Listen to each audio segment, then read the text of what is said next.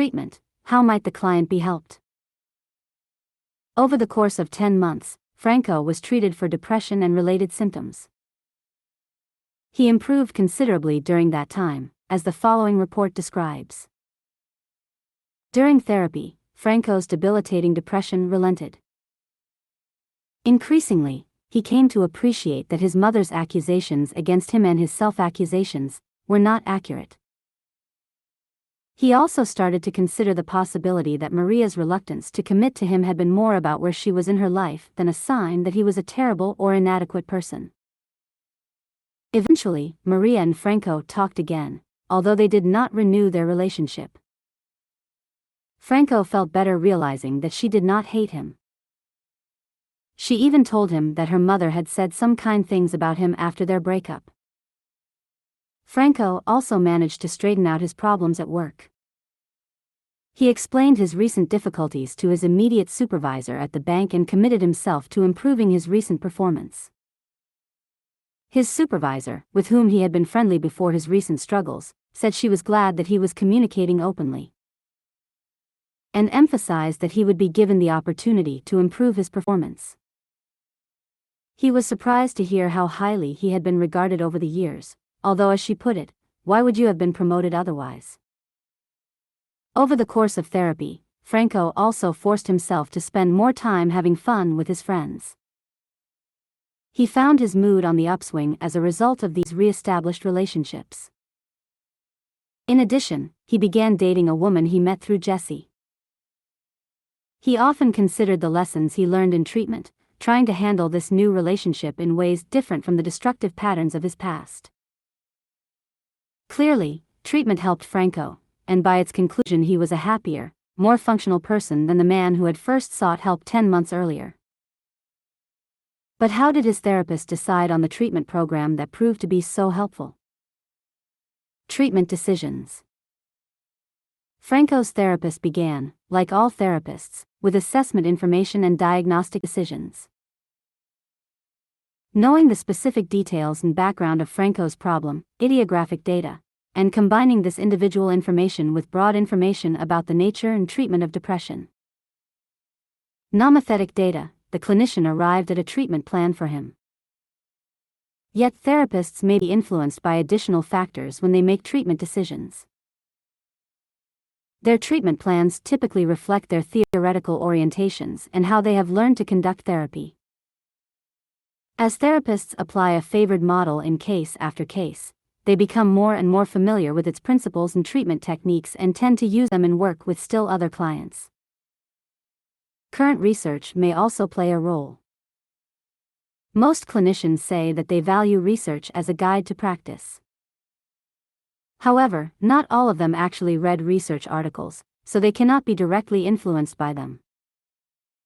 In fact, according to surveys, therapists gather much of their information about the latest developments in the field from colleagues, professional newsletters, workshops, conferences, websites, books, and the like.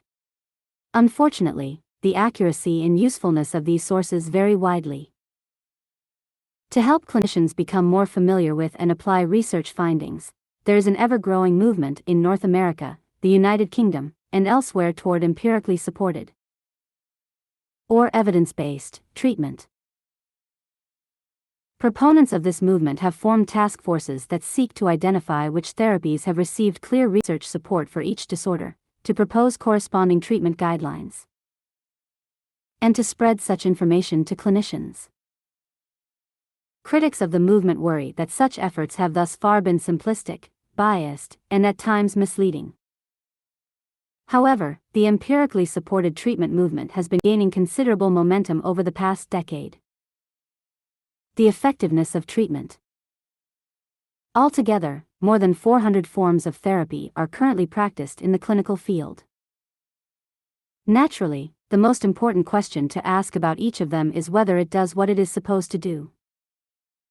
Does a particular treatment really help people overcome their psychological problems? If so, the practitioner has performed a major service for the client. On the surface, the question may seem simple. In fact, it is one of the most difficult questions for clinical researchers to answer. The first problem is how to define success. If, as Franco's therapist implies, he still has much progress to make at the conclusion of therapy, should his recovery be considered successful? The second problem is how to measure improvement. Should researchers give equal weight to the reports of clients, friends, relatives, therapists, and teachers?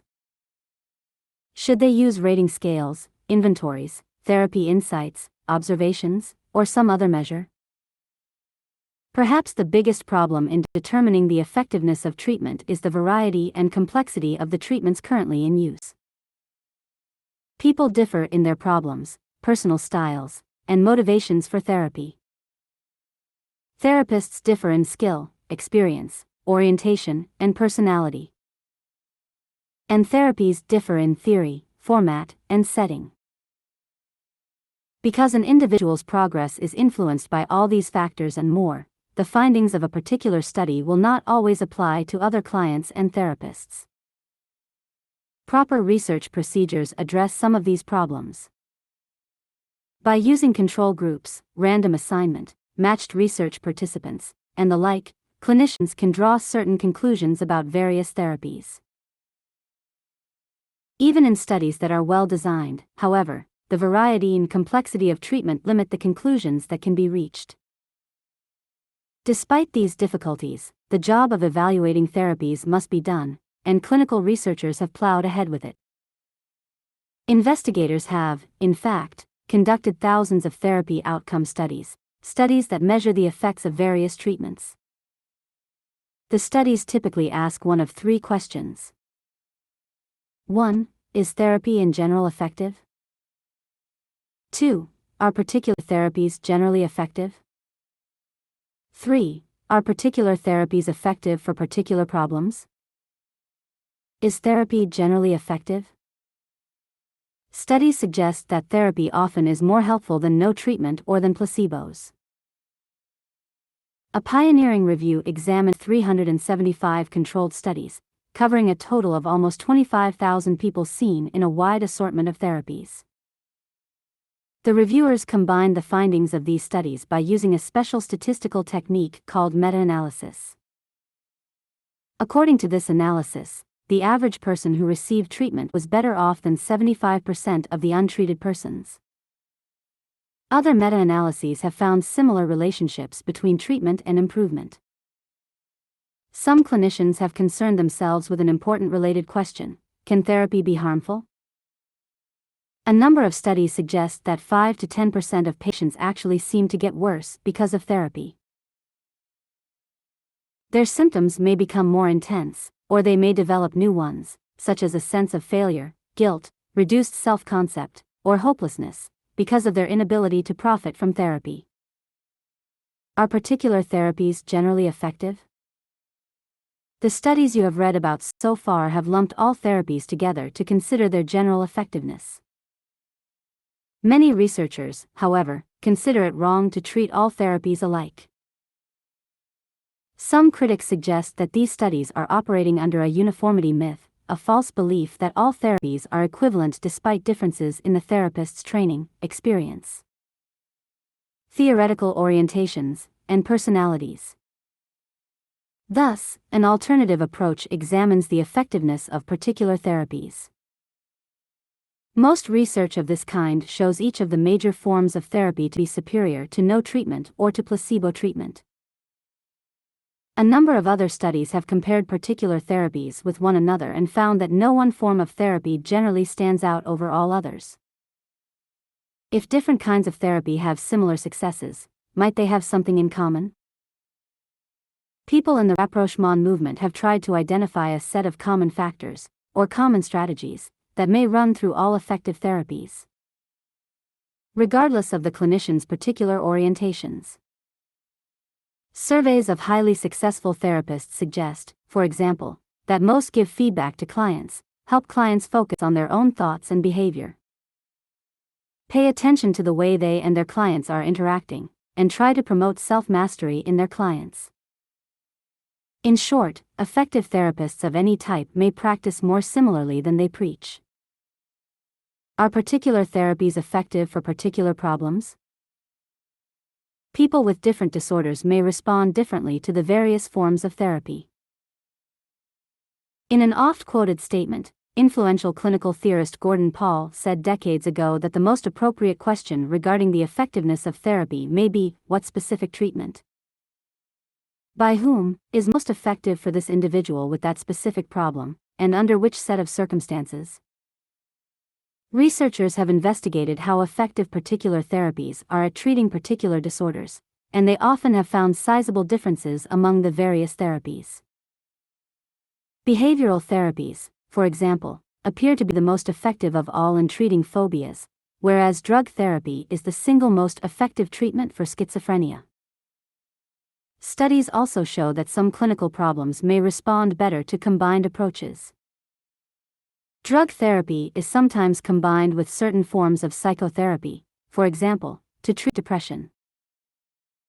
In fact, it is now common for clients to be seen by two therapists, one of them a psychopharmacologist, a psychiatrist who primarily prescribes medications, and the other a psychologist, social worker, or other therapist who conducts psychotherapy. Obviously, knowledge of how particular therapies fare with particular disorders can help therapists and clients alike make better decisions about treatment. We will keep returning to this issue as we examine the various disorders.